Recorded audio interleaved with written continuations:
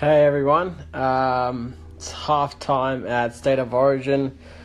This is the only blue item of clothing I could find at the moment, so I thought I'd rock this, and it is pretty cold out west today, so thought I could probably distract you guys looking at me with this on, and I'm going to talk a little bit about ACLs.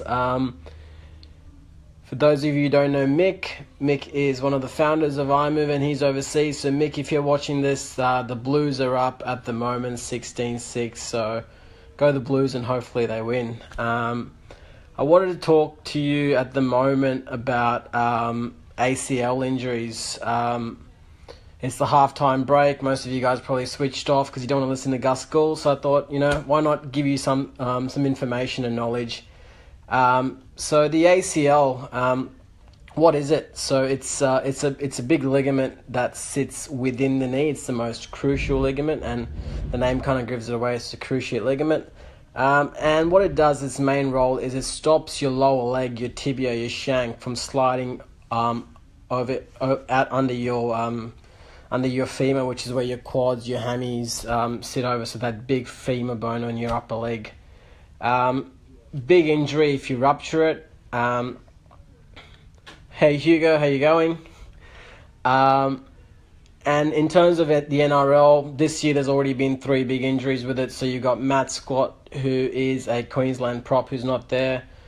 Big Greg Inglis, everyone knows Greg Inglis. He's not there this year because he's ruptured his ACL. And former New South Wales player Jamal Idris, he's done his ACL recently as well. So in a sporting sense, it is quite a season-defining injury. So how does it happen? It can happen from like a pivoting, change of direction movement. It can happen in terms of hyperextension of the knee. And you can also have contact and trauma, something like rugby league. If you get whacked from the side of the knee, everything can get taken out, and then it's not only an ACL injury, you've got some other funky things happening within the knee as well. In terms of an injury, so you have an ACL injury, you suspect you've had one, you feel like your knee's kind of given way under you. You get an assessed by a doctor or a physiotherapist, and the way you confirm the grading, or more so if you've completely ruptured, is to get an MRI. And under Medicare, this is one of the only few items that are free to get an MRI. So if the doctor feels you've had an ACL injury and they suspect it's ruptured, they would refer you off for an MRI, which is free and is covered under Medicare. So that's really, really good, and kind of gives you the understanding of the gravity of the injury and how serious it can be. So you go down the line, a hypothetical, you go down the line, you have an ACL injury, and it comes back as a rupture, unfortunately. So the question then goes, do you have surgery, or do you go non-surgical, or a conservative management path? And there's a lot of factors that determine that. So I want to kind of run through those factors, and if you do go non-surgical, I'm going to kind of talk about prehab, what that involves, and obviously if that's going to be the rest of your life, what that means in terms of what you can and can't do as well. So in terms of the factors that involve surgery, or whether or not you're going to get surgery, you want to think the first item would be the integrity of the knee, or there's other damage. So like I mentioned before, if there's contact to the knee itself, the ACL might not be the only thing that goes. So you might have a rupture to the ACL, you might have injured your meniscus, and the severity of the injury could vary. You could also do some other ligaments around the knee, like your MCL or even your PCL, depending on how severe the injury is. And if it's something quite complex like that, the decision of whether you go surgery or not can be taken out pretty quickly, and you might have to go in might be quite an immediate decision where you go directly under the knife pretty much after the injury. The other factor that might determine surgery straight away is if you're in a sporting team. So if you're Greg Inglis and you've got a $1 million contract, you're getting surgery straight away. Or if you're an elite athlete playing at a high level, you're most likely to get surgery straight away as well. The other factor is age. Younger athletes do better with surgery. So if you're somewhere between the ages of 14 to 18, the outcomes are better with surgery, just because if you think about kids and the kind of movements they do through the playground and things like that, they require a degree of static stability, which is pretty much that knee, that ACL holding you within the kneecap, or within the knee joint, sorry. Once you get older, other factors, like I mentioned with sports, if there's other injury to the knee joint, those factors kind of play in with age as well. So if you're, for example, you're 40 years old, and you've ruptured your ACL, but that's the only thing you've ruptured, you might think, hey, I think my sporting career is done. I'm going to stop playing Saturday soccer, and you will be fine with just doing a conservative management rehabilitation to get you back to being able to move around freely and even do a certain level of activity, which I'll describe shortly. The other might be working commitments. So you might still be that 40-year-old person, an executive or a physiotherapist, or you're working a job and you just don't have the time to take a year out of your life to do rehabilitation, because that's how long it takes to rehab post-surgery. So you might go down a prehab route or a non-surgical route to get your ACL fixed. The other one might be a financial decision. Under the Medicare, you could wait up to a year if it's just the ACL that's ruptured, and you might not be able to get surgery straight away, so you'll have to do prehabilitation, or if you wanted to get it done straight away and you were an athlete and you couldn't afford the 10,000 plus price tag associated to getting it done outside of Medicare, you might end up having to wait as well. So these are all the factors that kind of go into, do I get surgery or do I go conservative management? From what we've found in the clinic and also through research is that for someone where the decision is to go non-surgical, and you've kind of made a decision like, I'm going to stop playing Saturday soccer, I'm 40 years old, I've got a young family, I can't take time off work.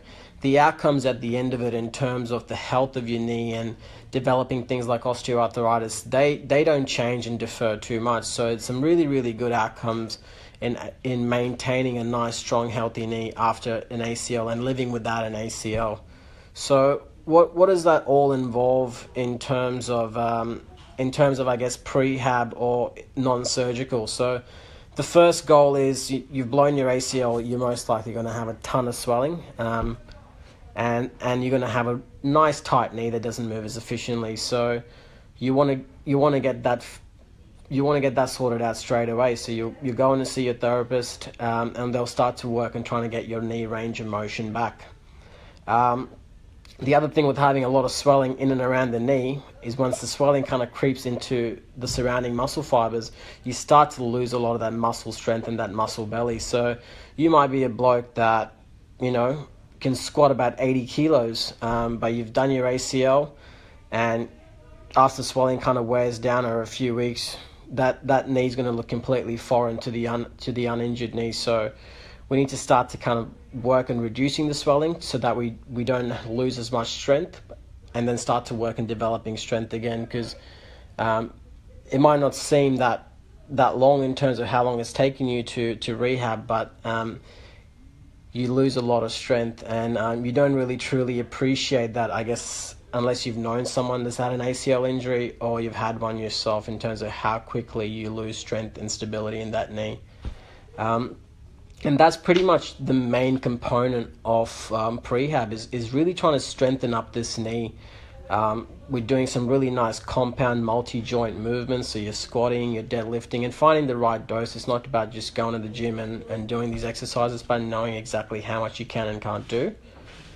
And then slowly progressing the difficulty of this, starting to then add an element of stability into that knee. If you're going to be living without an ACL, you need to teach your muscles and the surrounding ligaments to start to work hard enough so that it can take the load.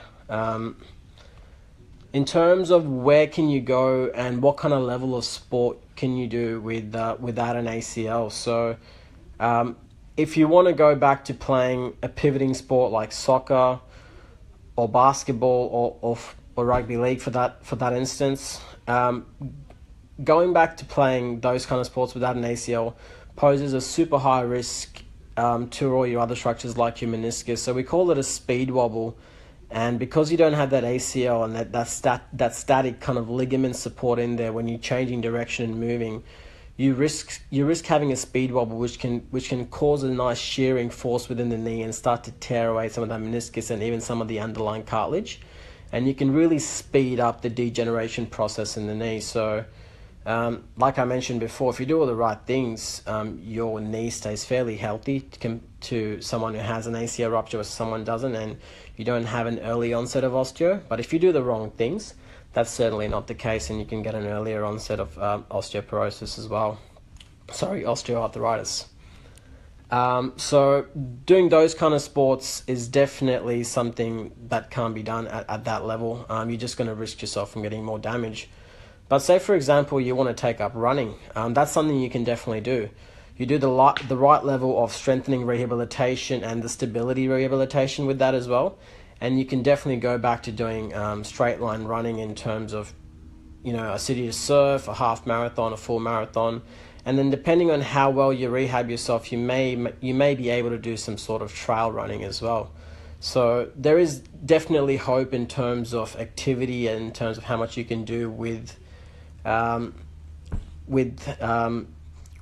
an ACL. Give me a second. This is my first time doing a live, so I've got Hector over here saying hashtag give me a shout out. Hey Hector, how you going? Thanks for tuning in all the way from Curacao. I'm sure you took a lot of time out of getting away from beautiful turquoise beaches to listen to my Facebook Live, so thank you, mate. Welcome Kanasha and Natasha, uni mates, how you going? If you guys have questions, pop it in the comments below. I'll try and answer it now before the boys go out, which is pretty soon.